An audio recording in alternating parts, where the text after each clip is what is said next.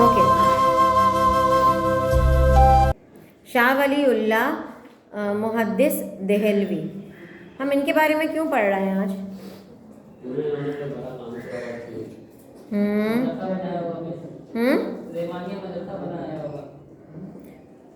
ये हमारे role model कौन है? मोहम्मद सल्लल्लाहु अलैहि वसल्लम हमारे रोल मॉडल हैं। तो हम फिर इनके बारे में क्यों पढ़ रहे हैं, या बड़े जो बुजुर्गाने दीन गुजरे हैं उनके बारे में हम फिर क्यों पढ़ते हैं? सिर्फ प्यारे नबी के बारे में पढ़े हम?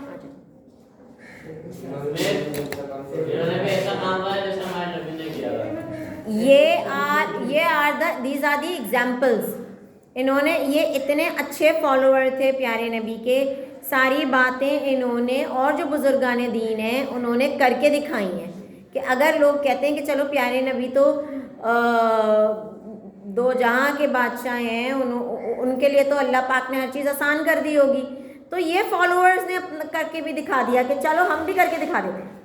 जो प्यारे नबी ने किया है, जिस तरीके से उन्होंने अपनी ज़िंदगी गुजारी और हमसे भी कहा कि इस तरीके से अपनी ज़िंदगी गुजारो, तो हम भी करके दिखा देते हैं। इतना मुश्किल नहीं है। इसलिए हम उनकी चीज़ें, उनकी किताबें, उनकी जो लाइफ है वो हम पढ़ते हैं कि भाई हम पढ़ें, चलो इन्होंने कैसे किया। अब ये एक ही नहीं है, हमने पीछे भी कितने पढ़े हैं। तो जब ये सब लोग भी इंसान ही हैं, जब ये सब कर सकते हैं तो फिर हम क्यों नहीं करते? हमारे रास्ते क्यों अलग हो गए? हम क्यों फसादों में, लड़ाई झगड़ों में पड़े हुए हैं? हम क्यों एक दूसरे का ख्याल नहीं रखते? अब इनके बारे में सब पढ़ेंगे हम कि वो कब पैदा हुए थे, क्या इनकी लाइफ थी, कितनी ज़िंदगी थी और इन्होंने काम क्या किया, और हम ये पढ़ेंगे और अपने आप को कंपेयर करेंगे कि हम खुद क्या कर रहे हैं। हमारी ज़िंदगी में हम जब पैदा हुए और हमारी लाइफ में किस तरह से लाइफ हम गुजार रहे हैं और उन्होंने कैसी लाइफ गुजारी जिनकी किताबों में नाम आया। हमारे मरने के बाद या हमारी ज़िंदगी में कहाँ हमारा नाम आएगा? कहीं भी नहीं आएगा।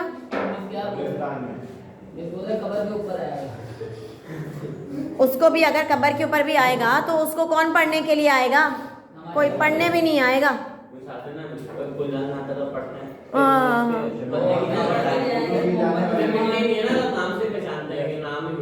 कौन ढूंढता है? कौन ढूंढेगा आपकी कब्र आकर?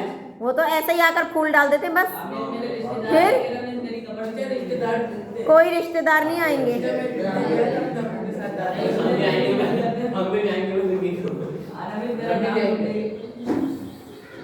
मगर वो तो हर आदमी मर रहा होता है ना, बाप दादा के पास तो हर कोई जाता है। मगर कोई काम किया, कुछ ऐसा किया जिसकी वजह से लोग आए जो हमें नहीं जानते, वो आए हमारी कब्रों पर फूल डालने, हमारे लिए दुआ करने, तो हमें भी तो करने चाहिए। चले अब हम इनका पढ़ते हैं कि इन्होंने ऐसा काम क्या किया है जो इनकी किताब में नाम आ गया है। कि जो किताबें अब ये पूरे सिंध में बच्चे पढ़ रहे हैं इस किताब को। कितने बच्चे पढ़ेंगे? कोई एक तो सीखेगा इसमें से एटलीस्ट। चले, the events of the early life, उनकी ज़िंदगी के शुरू के दिन कैसे रहे हैं, उनके शुरू के दिन मतलब उनके बचपन के दिन। शाह वलीउल्लाह's नेम वॉज कुतुबुद्दीन अहमद, उनका असली नाम था Qutubuddin Ahmad. Waliullah was the title given to him by his father, उनके अब्बू उनको कहते थे वलीउल्लाह, अल्लाह का वली है ये। His father's name was Abdul Shah Rahim, Shah Abdul Rahim, who was a great religious scholar and a Sufi saint of his time. उनके जो वालिद थे शाह अब्दुल रहीम, वो बहुत बुज़ुर्ग थे, ठीक है, और इस्लाम की टीचिंग्स भी देते थे। He was also a founder of religious school named मदरसतुल Rahimiya के वो फाउंडर भी थे, मतलब उन्होंने बनाया था ये मदरसा। Shah Waliullah was born on Shawwal 4th 114 AH after Hijri according to 10th February 1703 AD। 10 फरवरी को आपकी पैदाइश हुई है इन Delhi. He acquired early education from his father उन्होंने शुरुआत की अपनी जो तालीम थी ये अपने अब्बू से हासिल की। He graduated from Madrasatul Rahimiya at the age of 15। उन्होंने 15 साल के थे तो उन्होंने ग्रेजुएशन कर ली थी। ग्रेजुएशन का मतलब है कि 14 क्लासें उन्होंने 15 साल की उम्र में पढ़ ली थी। कैसे पढ़ी थी? जंप नहीं खाया होगा। वो रोज़ स्कूल जाते थे, रोज़ पढ़ते थे, लेसन्स याद करते थे। तो उनको जब उनका फाइनल एग्ज़ाम लिया तो उनका फाइनल एग्ज़ाम जल्दी ले लेते थे। जैसे आपका सिलेबस ख़त्म हो गया तो आपका भी फाइनल एग्ज़ाम जल्दी हो रहा है ना, इसी तरह से उनका सिलेबस वो पढ़ लेते थे। कहते थे हमें और पढ़ा दो, टेस्ट भी दे दिया, हर चीज़ दे दी, और पढ़ा दो, तो फिर उनके एग्ज़ाम भी जल्दी हो जाते थे। इस तरह जल्दी उनका ख़त्म हो गया graduation. Then he decided to perform Hajj and to the Holy Hijaz for further education in 1731। उन्होंने ग्रेजुएशन के बाद अपनी पढ़ाई को छोड़ी नहीं। बस देख रही हूँ, जाएं। बुलाए अभी नहीं, थोड़ी देर बाद। कितनी देर बाद? 5 मिनट बाद जब ये कंप्लीट हो जाएगा। अच्छा चलें जी।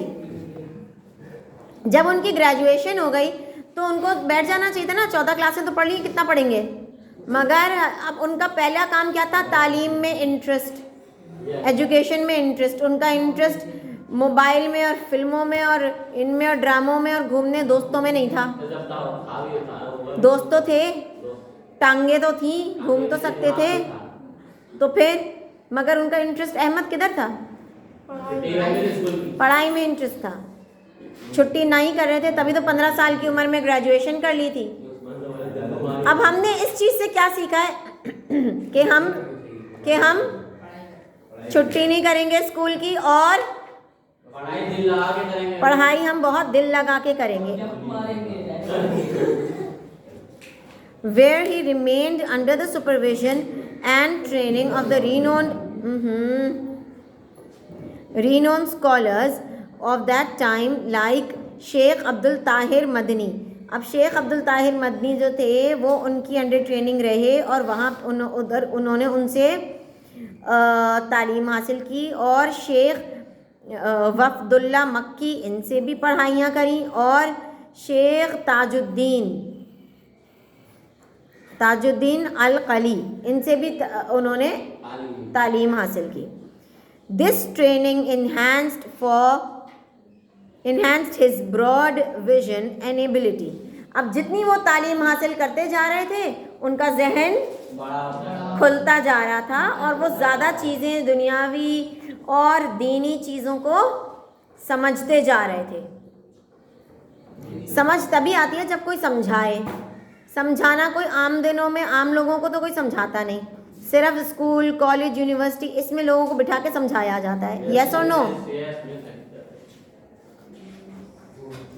तो ये अपनी पढ़ाई इसीलिए जारी रखते थे कि भाई मैं जाऊंगा और मैं सीखूंगा, समझूंगा। तो he returned to Delhi at 1733 में ये वापस आए दिल्ली में। After staying in Hijaz for 14 months and took over the charge of. अच्छा, अब यहाँ पे भी आके उन्होंने मदरसतुल रहीमिया का चार्ज ले लिया कि भाई यहाँ पे मैं पहले क्या करते, अभी तक तो पढ़ रहे थे, अब उन्होंने क्या शुरू किया? मदरसे का चार्ज लेना का मतलब क्या है? उन्होंने पढ़ाना, दीन की तालीम को भेजना, को बांटना शुरू किया। ठीक है, इधर का इन्होंने चार्ज ले लिया। And engage in the research, writing and editing. लिखना शुरू किया, रिसर्च शुरू की कि भाई रिसर्च का क्या मतलब है? खोजना, दोबारा ढूंढना, कि भाई दोबारा से पता करो कि ये ऐसा क्यों हुआ। ठीक है, और जो चीज़ें, जो किताबें सही नहीं थी उनको सही करा, जो किताबें में कोई चीज़ की कमी थी वो मतलब कैसे उनको पता चला होगा कि इन किताबों में कुछ कमी है? क्योंकि उन्होंने दोबारा वो किताबें पढ़ी। तो अभी हमको ये फिर नज़र आ रहा है कि भाई वो फिर भी अभी भी वो पहले ग्रेजुएशन करी, उसके बाद वो तालीम हासिल करने के लिए आगे चले गए। उसके बाद वापस जब दिल्ली आए तो मदरसतुल रहीमिया में ज्वाइन कर लिया। दोस्तों के साथ पार्टी नहीं करी कि भाई बस अब 3 महीने की छुट्टी करूँगा, थोड़ा ऐश करूँगा, थोड़ा सैर करूँगा। उन्होंने कहा अपनी ज़िंदगी में क्यों ज़ाया करूँ एक भी मिनट इसका। शौक़ तो पैदा भी किया जा सकता है, पैदाइशी तो चीज़ नहीं होती। जब बच्चा पैदा होता है उसके हाथ में किताबें तो नहीं होती कि उसको पैदाइशी शौक़ है। पर्सनैलिटी, अब उनकी पर्सनैलिटी कैसी थी? Shah Waliullah Muhaddis Dehlavi is a great personality of Indo Pak subcontinent who dedicated his life to free Muslims from political, mental, intellectual and moral degradation. अच्छा, अब ये उस ज़माने में थे। What is wrong? क्या मसला है? अब ये उस ज़माने में थे जब इंडिया और पाकिस्तान का मसला चल रहा था, ठीक है। तो उन्होंने मुसलमानों के लिए बहुत एफर्ट्स की, उनका साथ दिया और उनको मुसलमानों को पॉलिटिकली, मतलब सियासी तौर से, दिमागी तौर से, तालीमी तौर से, और जो उनको डिग्रेडेशन हुआ करती थी कि भाई उनको नीचे दिखाया जाता था क्योंकि मुसलमान इतने नहीं थे, कम थे, तो उनको नीचा दिखा दिया जाता था कि आप लोग नीचे हैं और इस तरह। तो उनको बेइज्जती से भी बचाते थे, उनको मॉरल हाई करते थे। अच्छा, अभी तक किसी ना प्यारे नबी का हमने जिक्र सुना ना, हमने इनमें सुना कि लड़ाई हो गई थी। लड़ाई झगड़ों में पड़ते ही नहीं थे। लड़ाई झगड़ों में पड़ता कौन है फिर? वो लोग जो फ्री होते हैं, जो फारिग होते हैं, वो लड़ाई झगड़े में पड़ते हैं। बाकी वो लोग जो जो मसरूफ होते हैं ना, कभी मुझे देखा है लड़ने मरने में? नहीं तो स्कूल में मुझे कभी देखा है लड़ते हुए? तो जब जैसी मैं यहाँ हूँ वैसी मैं अपने घर में भी होती हूँ। यस, वही हूँ मैं, यही हूँ। हैं? बता रही हूँ मैं आपको। तो क्यों मैं नहीं लड़ती हूँ किसी से? क्योंकि इससे इतनी मेरी एनर्जी ज़ाया होगी, इतनी ताकत तो मेरे अंदर है भी नहीं कि मैं लड़ाइयों में निकाल दूँ सारी अपनी ताकत। या तो फिर बहस करती रहूँ या फिर लड़ाइयाँ करती रहूँ। अंडरस्टैंड, समझ आ रही है? जो फारिग होता है ना, जो खा कर इतनी ताकत बना लेता है, उसको फिर मज़ा आता है लड़ने, लड़ाइयों झगड़े में। और लड़ाई झगड़े से हमको मिलता क्या है, हासिल क्या होता है? सिर्फ बदनामी और बेइज्जती। बदनामी और बेइज्जती, और तीसरी क्या, दोस्तियां भी हाथ से जाती हैं। और अगर आप दोस्ती रखें, लड़ाई झगड़े नहीं करें और आप सिर्फ ज़्यादा पढ़ाई पे ध्यान दें, तो आपकी इज्जत भी बढ़ेगी, क्योंकि तालीम एक ऐसी चीज़ है जो आपको हमेशा इज्जत ही दिलाएगी। जी, जाहिर है चोटों से बचेंगे फिर।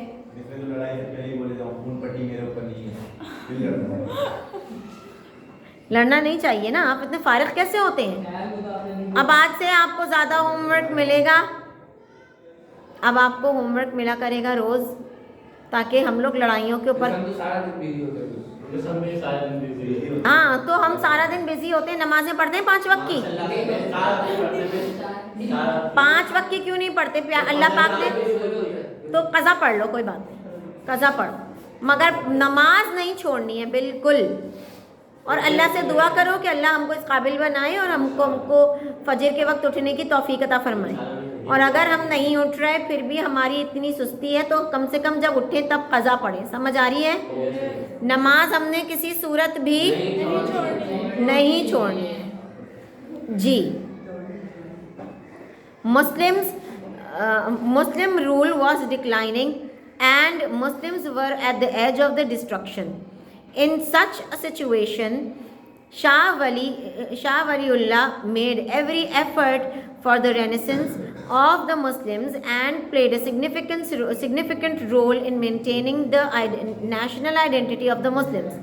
अब उन्होंने क्या किया? उन्होंने शाह वलीउल्लाह ने जो मुसलमानों की बेइज्जती और बेहुरमती होती थी और मुसलमानों की इतनी डिसरिस्पेक्ट होती थी, क्या हो रहा है वहाँ।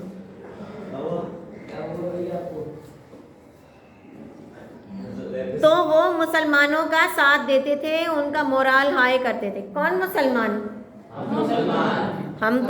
हम नहीं, वो मुसलमान जिनको वो जानते भी नहीं थे।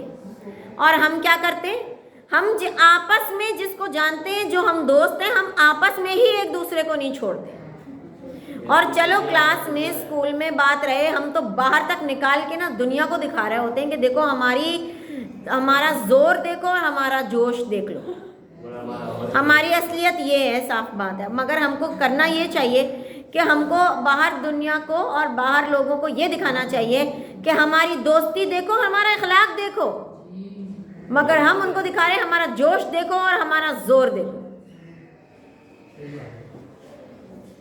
हमको इस चीज़ को बेहतर बनाना चाहिए और ये लड़ाई झगड़े की दिमाग से हमको इन चीज़ों को निकालना चाहिए, क्योंकि तभी हमारी इज्जत होगी। समझ आई?